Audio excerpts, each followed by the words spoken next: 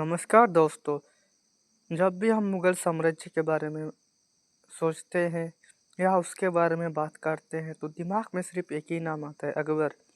लेकिन क्या आप जानते हैं कि अकबर को उसकी ताकत की चरम पर एक ऐसी रानी ने चुनौती दी थी जिसका नाम आज हमारे इतिहास के पन्नों में कहीं खो गया है।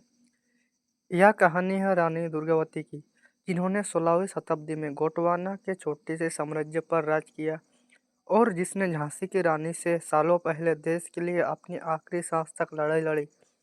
रानी दुर्गावती का जन्म 1524 में चंदेल राजपूत परिवार में हुआ था।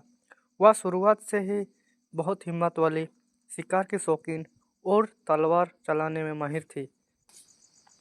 उनकी शादी दलपत शाह से हुई, जो गोंडवाना के गढ़कंडंगा साम्राज्य के राजा थे। वह शादी सिर्फ दो शक्तियों का मिलन नहीं, बल्कि दो अलग संस्कृतियां, राजपूत और गौड़ का गठबंधन था। लेकिन उनके पति दलपत शाह की जल्दी मृत्यु हो गई। उनका बेटा वीर नारायण अभी बहुत छोटा था। तब रानी दुर्गावती ने पर्द छोड़कर अपने छोटे बेटे की अभिनव के रूप में राज्य नेतृत्व संभाला। उनका प्रशासन इतना शानदार था कि उनका राज्य खुशहाल और धनवान बन गया। लोग कहते हैं कि वह अपने राज्य में सोने की सिक्के चलवाती थी। रानी दुर्गावती की खुशहाली की खबर दिल्ली तक पहुंची। उस समय के बादशाह थे अकबर। अकबर चाहते थे कि रानी उनकी अधीनता स्वीकार कर ले, लेकिन रानी दुर्गावती ने यह साफ कह दिया, हम अपमान से जाने से अच्छा गर्व से मारना पसंद करेंगे।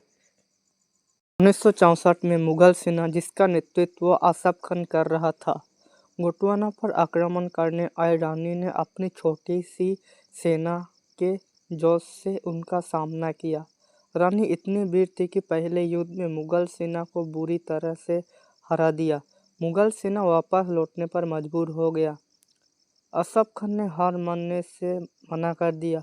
इस बार वो और बड़ी और शक्तिशाली सेना लेकर वापस आया। रानी दुर्गावती जानती थी कि यह उनकी आखिरी लड़ाई हो सकती है। उन्होंने खुद हथियार उठाया और जंगल के रास्ते से युद्ध किया। युद्ध के दौरान रानी दुर्गावती के हाथ में 2 तीर लग गई। फिर तीसरा तीर उनके गर्दन में लग गया। जब मुगल सेना उनके पास पहुंचने वाली थी, तब रानी ने हार मान या दुश्मन के हाथ लगने के बजाय अपनी ही तलवार से आत्मा बलिदान कर दिया। 24 जून 1564 को रानी दुर्गावती ने गोदावरी की शान बचाते हुए वीर गति को प्राप्त किया। आज रानी दुर्गावती का नाम शायद किताबों में कम है, लेकिन उनकी वीरता और स्वाभिमान की कहानी हमें यह सिखाती है कि ताकत से ज़्यादा हिम्मत और देशभक्ति जरूरी होता है।